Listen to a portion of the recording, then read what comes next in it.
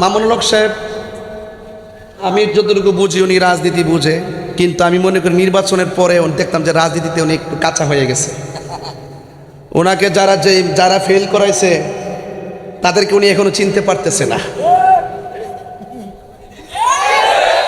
তাদেরকে এখনো চিনতে পারতেছে না। যারা ফেল করেছে তারা কিন্তু ওনার সাথেও আছে। আবার তারাই বক্তব্য দেয় মামুনুল হক সাহেবরে কেন ফেল করানো হয়েছে, সংসদে গেলে তাদের মাথা ব্যথা হবে, অথচ ব্যথা কিন্তু তারাই সৃষ্টি করছে।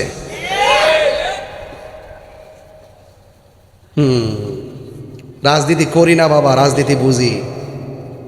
তাইরি হুজুর এত কাঁচা পিলার না।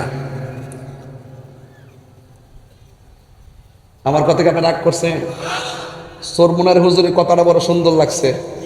উনিকে আমি জোট করছিলাম ইসলামপন্থীদেরকে নিয়ে, মনে করছিলাম সংসদে একটা কুনাদা জামু।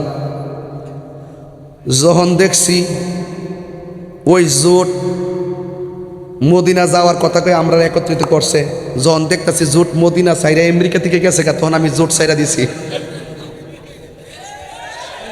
এই বেটা বুঝছে, কিন্তু মামুনুল হক সাহেব এখনো বুঝছে না। ওনার একটু বুঝন লাগবো, বোঝার দরকার আছে। এই কথা খারাপ কইছি? খারাপ কইছি না, ভালো কথা কইছি। আমরা দেশদ্রোহীও না, ধর্মদ্রোহীও না, আমরা বাংলাদেশের নাগরিক। আমরা সিএস আছে, বিএস আছে, আমরা পাওয়ার তলে মাটি আছে। গত 2 বছর তো সুদের ওয়াজ কেউ করছই না, আমি সারা। ডরা ডরা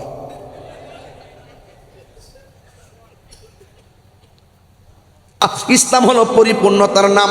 অর্ধেক ধরলেন, অর্ধেক ছাড়লেন। ওয়াজে আসলেন সারা রাত, কিন্তু নামাজ পড়লেন না। ওয়াজও আসলেন সারা রাত, ঘরে যাইয়া মা বাবার খেদমত করলেন না। এই ওয়াজ শোনার কোনো দাম নাই। কারবালার ওয়াজ করতেছি, চোখের সামনে নবীরে গালি দিছে, আপনি মাথা গুজাইয়া চলে আসছেন। আপনি কিসের মুমিন হইলেন? যদি কেউ নবীরে গালি দেয়, মান সাব্বা নাবিয়্যান ফাকতুলুহু, যেই ব্যক্তি আমার নবীকে গালি দিবে তাকে হত্যা করা লাগবে। কথা বলেন ঠিক কিনা?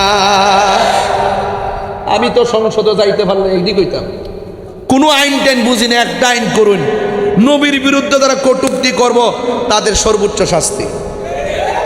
আর দরকার আছিল? আমি কি মনে করুন ফেল করছিলাম?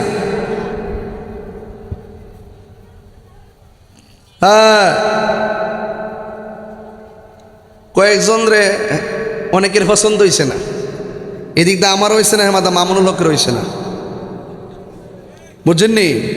পছন্দ হয়েছে না, আমরা দুইজনের পছন্দ হয়েছে না।